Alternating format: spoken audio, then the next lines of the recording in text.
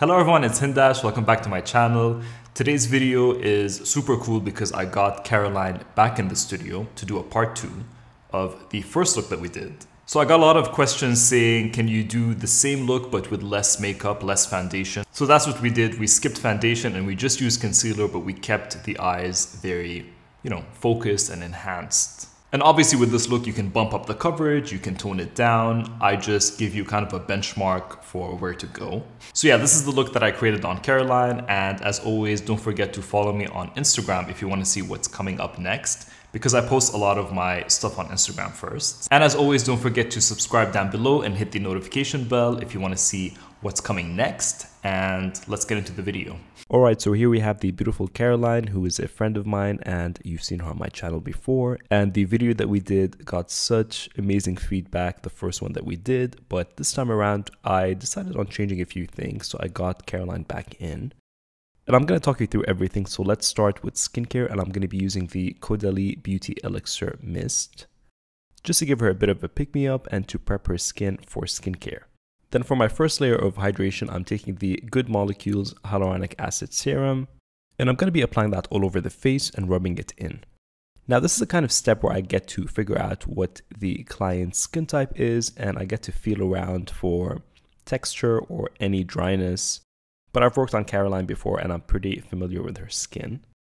So I'm just taking my time to massage that in and to basically relax her.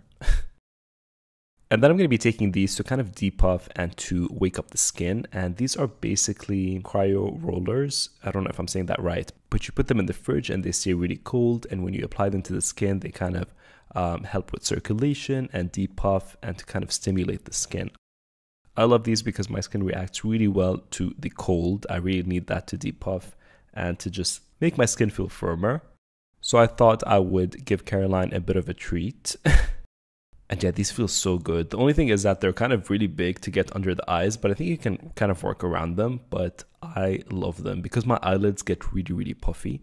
So something like this really helps me.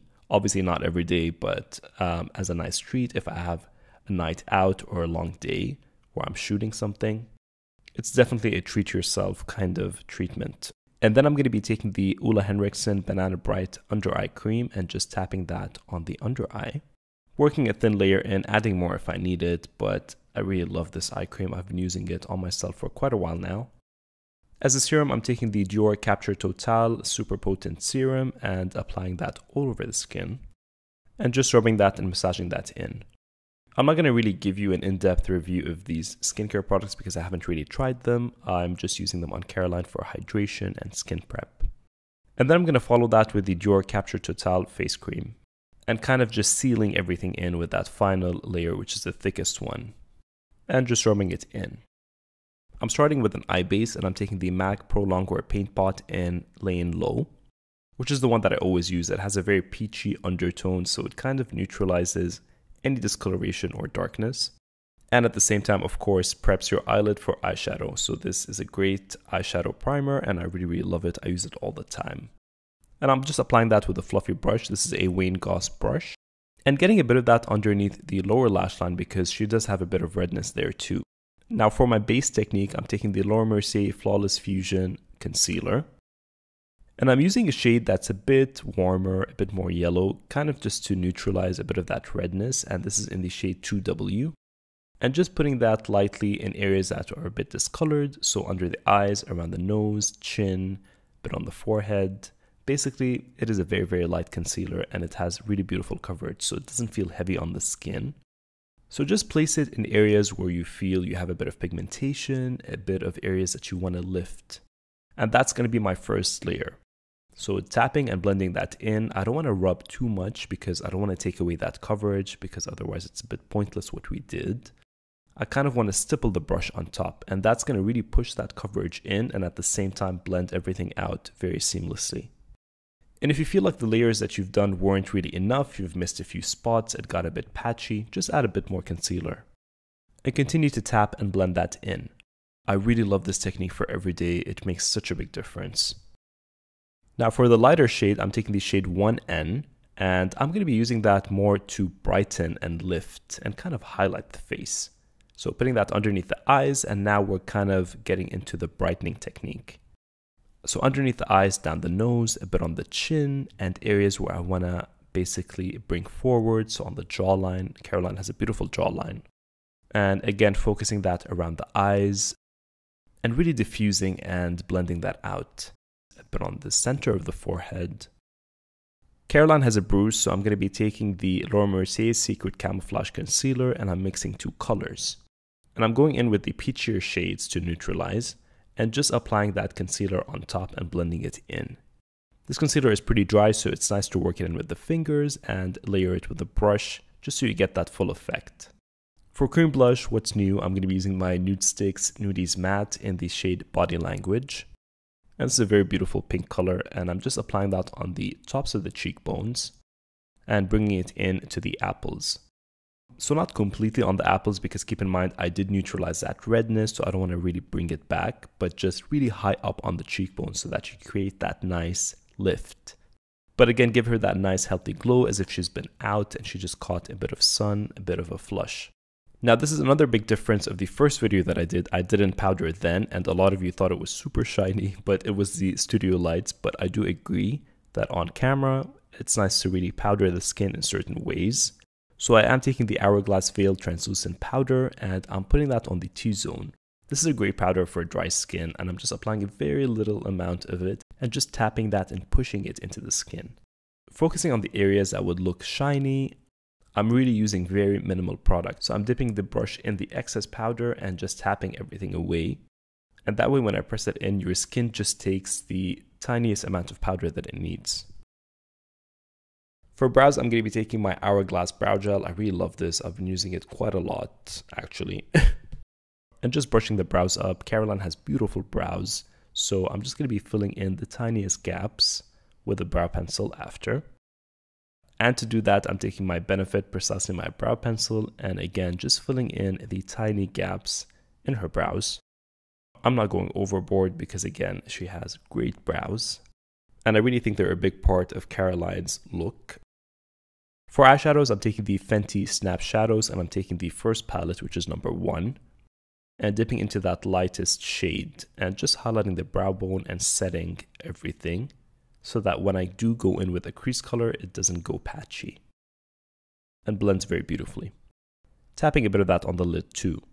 And then I'm going to go in with the warmer palette, number 5, and dipping into that light peach and just running that all over the lid as well, to give more of a healthy kind of flush to the lids without it looking orange. For a brown pencil, I'm taking the Fenty Flypencil Longwear Pencil Eyeliner in Big Truffle. And you guys, I'm slowly trying to find alternatives for my NARS Mambo eye pencil. It's been tough. It's been tough. Nothing is coming close. This is a beautiful pencil. It's a gel, so it's really going to glide on beautifully, but it doesn't give me that nice sharp point that I need. So I always have to use a brush with this.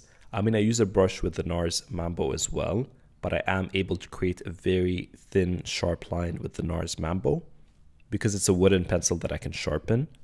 Whereas this one kind of gets very rounded very fast, but it is a beautiful formula. It looked beautiful. And there's a red one that I really want to do a look with. And I'm going to be setting that and diffusing it with a brown shadow as I always do, just to give us more of a softer look. And what I want to do is to give it more of a dimension, so I went in with these shimmer shades and I go over the liner starting from the inner corners. And that kind of gives you a bit of a twinkle when she opens her eyes.